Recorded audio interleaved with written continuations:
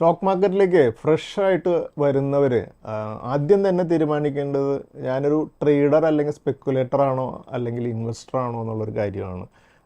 അപ്പോൾ ട്രേഡ് ചെയ്യുന്നവർ അല്ലെങ്കിൽ സ്പെക്കുലേറ്റ് ചെയ്യുന്നവർ മോർ ദാൻ 90%-ലധികം പേരും സ്റ്റോക്ക് മാർക്കറ്റിൽ നഷ്ടം വരുത്തുന്നവരാണ് എന്ന് നിങ്ങൾക്കും അറിയാമല്ലോ. സെബിയുടെ റിപ്പോർട്ട് പ്രകാരം മോർ ദാൻ 90% പേരും നഷ്ടം വരുത്തുന്നവരാണ്.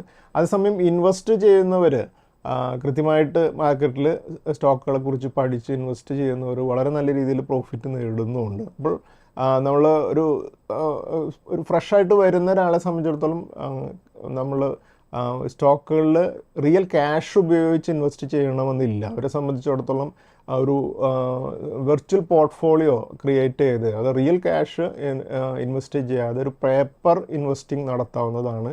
അതൊരു മണി കൺട്രോൾ പോലെയുള്ള ഒരു വെബ്സൈറ്റിലൊക്കെ നമുക്കൊരു പോർട്ട്ഫോളിയോ ക്രിയേറ്റ് ചെയ്യാം. അല്ലെങ്കിൽ നമ്മുടെ പല സ്റ്റോക്ക് ബ്രോക്കേഴ്സും അവരുടെ ട്രേഡിംഗ് സൈറ്റിൽ തന്നെ ഇതുപോലെയുള്ള ഒരു പോർട്ട്ഫോളിയോ ഒരു മോഡൽ പോർട്ട്ഫോളിയോ നമുക്ക് തന്നെ ക്രിയേറ്റ് ചെയ്യാം. ഈ സ്റ്റോക്ക് ഒരു 100 സ്റ്റോക്ക് നമ്മൾ ഫോർ എക്സാമ്പിൾ റിലയൻസ് വാങ്ങുന്നു, LNT വാങ്ങുന്നു, അങ്ങനെ നമ്മളൊരു റേറ്റുകൾ തന്നെ നമ്മൾ വാങ്ങുന്നു എന്നുള്ളൊരു അസംഷനിൽ നമ്മളിത് ക്രിയേറ്റ് ചെയ്ത് കഴിഞ്ഞാൽ ഓരോ ദിവസവും അതിൽ വരുന്ന ഫ്ലക്ച്വേഷൻസ് നമുക്ക് മോണിറ്റർ ചെയ്യാനും റിയൽ നമ്മുടെ ക്യാഷ് നഷ്ടപ്പെടുക അത് നമുക്ക് തന്നെ ആ റിയൽ ഫീലിംഗ് നമുക്ക് ലഭിക്കാനായിട്ട് ഇത് സഹായിക്കും. പിന്നീട് നമ്മൾ കൂടുതൽ എമൗണ്ട് നമ്മൾ മാർക്കറ്റിലേക്ക് ഇൻവെസ്റ്റ് ചെയ്യുമ്പോൾ ഈ റിയൽ എക്സ്പീരിയൻസ് നമ്മളെ വളരെ അധികം സഹായിക്കും. ഓരോ മാർക്കറ്റിൻ്റെ ഫ്ലക്ച്വേഷനിലും നമ്മൾ പാനിക് ആകാതിരിക്കാൻ ഇത് വളരെ ഇമ്പോർട്ടൻ്റ് ആണ്.